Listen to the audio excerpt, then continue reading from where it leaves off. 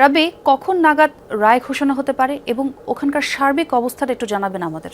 পরপরই আন্তর্জাতিক অপরাধ ট্রাইব্যুনাল ১ চানখারপুলের এই হত্যা মামলার সাবেক ডিএমপি কমিশনার হাবিবুর রহমান সহ ৮ পুলিশ কর্মকর্তার বিরুদ্ধে রায় ঘোষণা করবেন। মূলত এটি আন্তর্জাতিক অপরাধ ট্রাইব্যুনালের দ্বিতীয় রায় এবং পুলিশের বিরুদ্ধে এটি প্রথম রায়। এই মামলাটি একটি অত্যন্ত গুরুত্বপূর্ণ মামলা, কারণ এই মামলাতে শহীদ শাহরিয়ার খান আনাস সহ ৬ জনকে চানখারপুলে ৫ আগস্টের দিন শহীদ করা হয়। সেখানে পুলিশের গুলিতে নির্বিচারে তারা এই হত্যাকাণ্ডের শিকার হন। পাশাপাশি এই মামলাটি যখন গত বছরের ১৪ জুলাই অভিযোগ গঠন করে আনুষ্ঠানিক বিচার শুরু করেন, এরপর ১১ আগস্ট থেকে মামলাটি সাক্ষ্যগ্রহণ শুরু হয়। সেদিন প্রথম সাক্ষ্য দিয়েছিলেন আনাসের বাবা শাহরিয়ার খান, যিনি পলাশ রয়েছেন, তিনি সাক্ষ্য দিয়েছিলেন। একে একে এই মামলায় চিকিৎসক, জুলাই যোদ্ধা, আহত এবং শহীদ পরিবারের সদস্যরা সাক্ষ্য দিয়েছেন। সেখানে ২৬ জন সাক্ষ্য দিয়েছেন। সেখানে মূলত বলা হয়েছে যে ডিএমপি কমিশনার হাবিবুর রহমান তার ওয়ারলেস বার্তায় এই আন্দোলন দমনে শিক্ষার্থীদেরকে নির্বিচারে, সুনির্দিষ্ট শিক্ষার্থীদেরকে বেছে বেছে গুলি করার যেই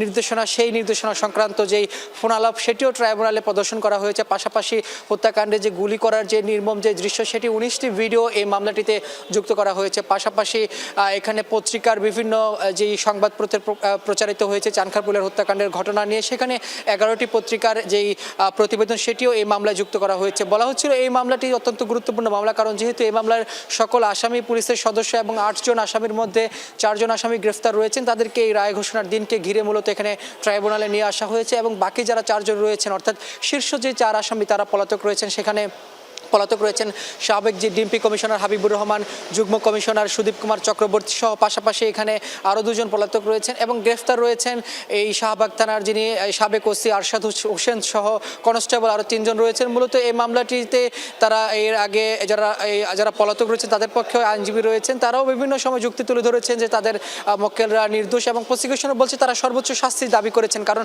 তারা যে প্রমাণ দিয়েছে সেটি এই মামলা প্রমাণে যথেষ্ট বলছেন প্রসিকিউশন। তবে রায় ঘোষণা হলে আমরা আসলে আরও বিস্তারিত বলতে পারবো যে এই বিষয়ে আরও কী কী তথ্য পাওয়া যায়।